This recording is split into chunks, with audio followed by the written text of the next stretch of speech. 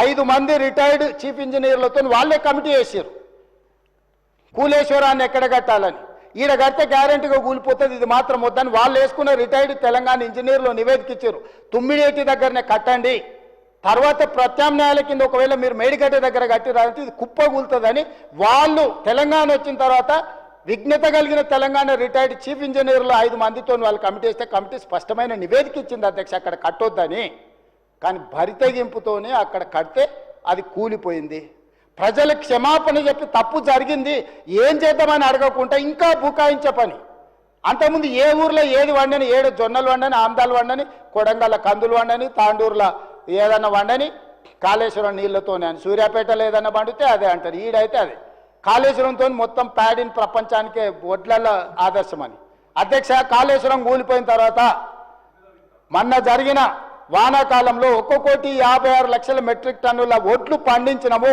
అది శ్రీరామ్ సాగరు, శ్రీపాదర, ఎల్లంపల్లి, శ్రీశైలము, నాగార్జున సాగరు, జూరాల, భీమా, కల్వకుర్తి, నెట్టంపాడు, కోయిల్ సాగరు, మంజిరా, అదేవిధంగా ఇక్కడ ఉండే ప్రాజెక్టులు అన్నీ ఆనాడు కాంగ్రెస్ పార్టీ లేకపోతే నిజాం సర్కార్ కట్టిన ప్రాజెక్టుల కింద 1,56,00,000 మెట్రిక్ టన్నుల ఒడ్లు మనం పండిస్తే ఈ గొప్పతనం అంతా తీసుకెళ్లి ఫామ్ హౌస్లో వండుకున్న వాళ్ళు వాళ్ళ ఖాతాలు రాసుకుంటారు అధ్యక్ష.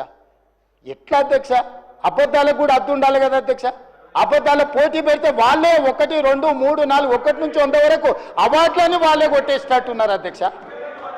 ఎట్లా అధ్యక్ష ఇది? అందుకే నేను ఈరోజు చెప్తున్నా అధ్యక్ష, ఇట్లాంటి అబద్ధాల పునాదుల మీద మళ్ళీ మీరు గెలవరు. ఇట్లాంటి అబద్ధాలు మీరు మానకపోతే పార్లమెంట్లో గుండుసున్నిచ్చిర్రు. తర్వాత ఎన్నికల్లో అభ్యర్థులు పెట్టుకోలేని పరిస్థితి వచ్చింది, పోటీ చేయలేని పరిస్థితి ఉంది. పార్టీ కుప్పగూలినాక కూడా ఇంకా అర్థం చేసుకోకుండా ఇంకా శిథిలాలలోనే ఎత్తుక్కోవాలని, మా తాతలు నేతులు తాగిన మా మూతుల వాసన చూతురాండని ఈ గొప్పలేని అధ్యక్ష. పొంకనాల పోసిగానికంటే 3 ఎడ్లుంటే 36 దొడ్లు ఉన్నాయని చెప్పిండంటే వెనకటికి. ఇట్లనే ఉన్నది అధ్యక్ష వీళ్ళు చెప్పుకునేది. ఏందుంది మీ దగ్గర? ఏందుంది? అన్నీ పోయినాయి, ఏం మిగల్లా. మీరు తెలంగాణకు ఏం మిగిల్చలేదు, మీ దగ్గర కూడా ఏం మిగల్లా. ఇప్పటికైనా మర్యాదగా నన్ను ఉండడం నేర్చుకోండి. మర్యాదగా ఉంటేనే ఏమన్నా ఉపయోగం ఉంటుంది.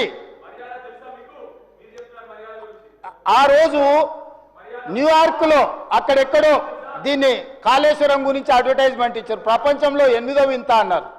ఏమైంది అధ్యక్ష? వింత 3 ఏళ్లలో కుప్పగూలింది.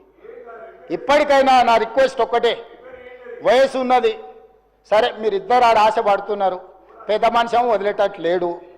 మేమందరం కూడా పెద్ద మనిషి ఉంటేనే బాగుంటుంది, ఇలా చేతికిస్తే ఏం చేస్తారో తాడు బొంగరం లేకుండా అని తెలంగాణ సమాజానికి ఒక భయం ఉంది. వాళ్ళిద్దరు పోటీ తెలంగాణ ప్రజల సాగుకు వచ్చింది అధ్యక్ష. మీరు చూడండి, ఎప్పుడైనా ఒక ఆయన పొద్దున్నే ట్విట్టర్లో పెడతాడు, 11 గంటలకు ఒక ఆయన ప్రెస్ మీట్ పెడతాడు, 4 గంటలకు ఇంకొక ఆయన పర్యటన ఆడిపోయి ఇద్దంటారు.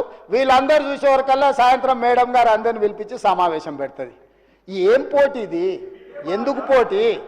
అసలైన ఆయన నేను వెనకటికి చెప్పిన అధ్యక్ష, వెనకటికి ఆయన మారుతుండు, ఈయనకి ఇస్తుండని కొంతమంది పాపం తెలియని అమాయకులు అందులో ఉన్న మంత్రులు మా పెద్దసారి పోతున్నాడు, మా చిన్నసారి వస్తున్నాడని భజన సంఘం పెట్టి భజన చేసిరు.